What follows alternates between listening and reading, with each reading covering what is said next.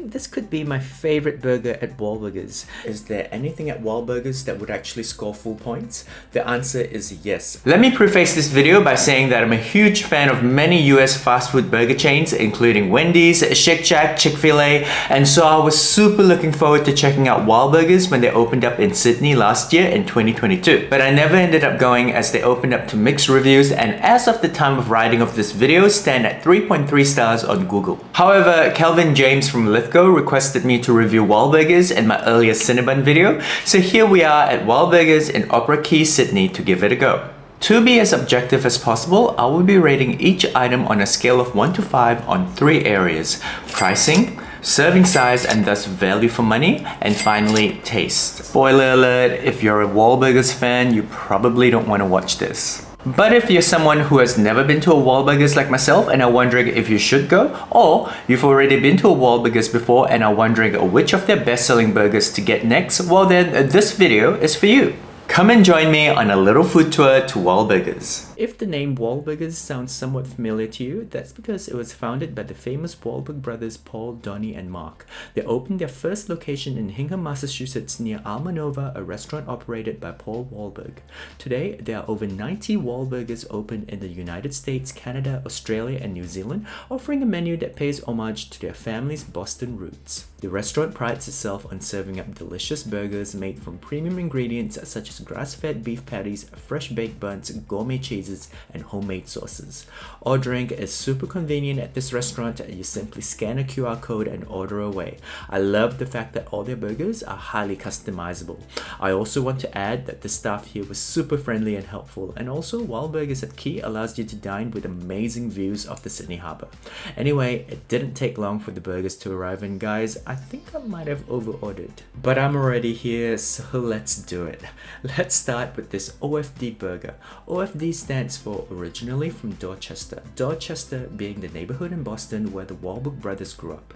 The burger comprises of Swiss cheese, bacon, sauteed mushrooms, and house-made tomato jam, which I thought was a bit different. This cost $19, which I think is a bit on the expensive side for a burger, which by the way came with no sides. So I'm gonna give it a 2.5 out of 5 for price. The serving size was also not huge, though I did appreciate the size of the patty in comparison to the bun, and also the copious amounts of bacon, so I'm gonna give the serving size and thus value for money a 3 out of 5.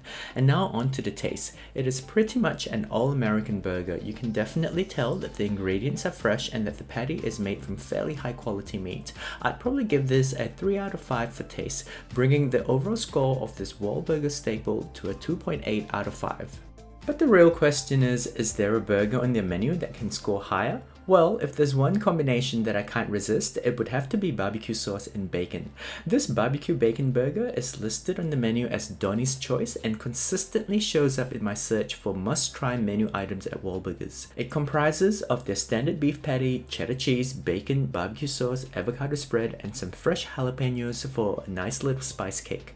The barbecue bacon burger was also $19, so I'm gonna give it a 2.5 out of 5 for pricing. Serving size wise, while the burger was about the same size as the OFD burger earlier, the filling in here are more generous. I specifically like that thick layer of avocado spread, so I'm gonna rate the serving size and thus value for money here a 3.5 out of 5. But guys, I think this could be my favorite burger at Wahlburgers. The combination of the jalapenos, creamy avocado sauce, cheese and bacon was a chef's kiss. Taste wise, I would rate this a solid 4 out of 5, bringing the overall score of this barbecue bacon burger to a 3.3 out of 5. But let's switch it up a little bit, guys. We're gonna try out a vegan burger at Wahlburgers.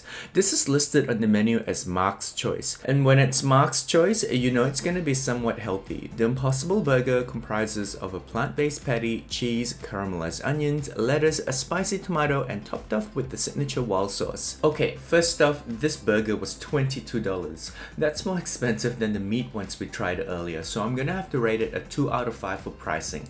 The serving size of the Impossible Burger was also smaller than the first two burgers we had, so I'm gonna give it also a 2 out of 5 for serving size / value for money. But it was the taste of the burger that was the real surprise for me.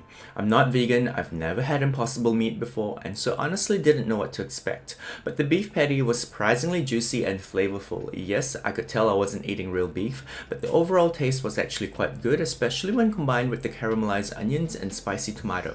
I'd actually rate this a 3.5 out of 5 for taste. Overall rating, 2.5 out of 5. Speaking of trying out something different, I also decided to order a chicken burger off the menu. The famous Jenn's chicken features marinated seared chicken breast pieces, crispy and also caramelized onions, lettuce and honey garlic mayo.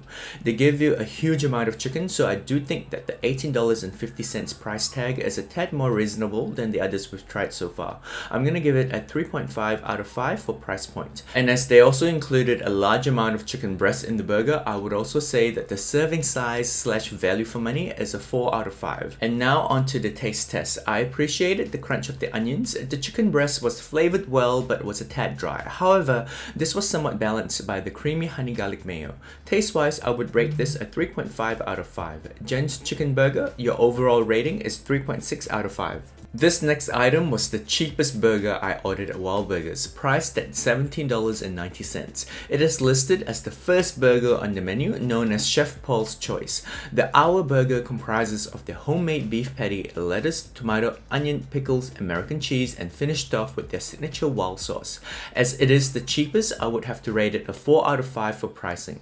And thanks to the many toppings in this burger, serving size and thus value for money is also pretty good. I'm gonna give this section a 4 out of 5. Taste-wise, it's a pretty stock standard burger. I do think that out of all the burgers I've tried so far, it is the one that allows the beef patty to shine through the most. But I did find myself missing the other ingredients like bacon, jalapenos, and avocado.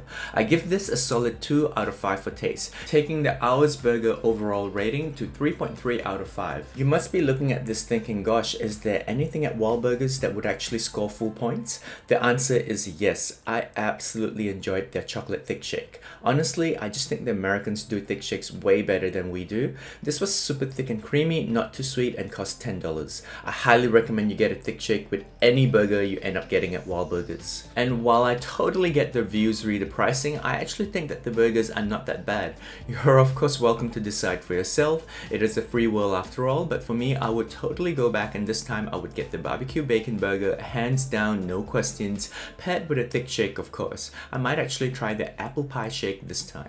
Speaking of restaurants that are opened by brothers, I also recently reviewed the Quay Desert Bar, which is of course the brainchild of the Poenomo brothers. I have linked part 1 right here so that you can go check it out if you like. Also, if you've enjoyed this little food tour, I would really appreciate a like and subscribe. It is absolutely free to do, but it would help my channel out so much. If you want to see more Sydney-based content, feel free to click on the Sydney playlist, which will appear at the end of this video. If you got to this point of the video, I want to thank you so much for your support. I do hope that you have a fantastic day ahead, or that you've already had a fantastic day. As always, I will see you soon in the next video.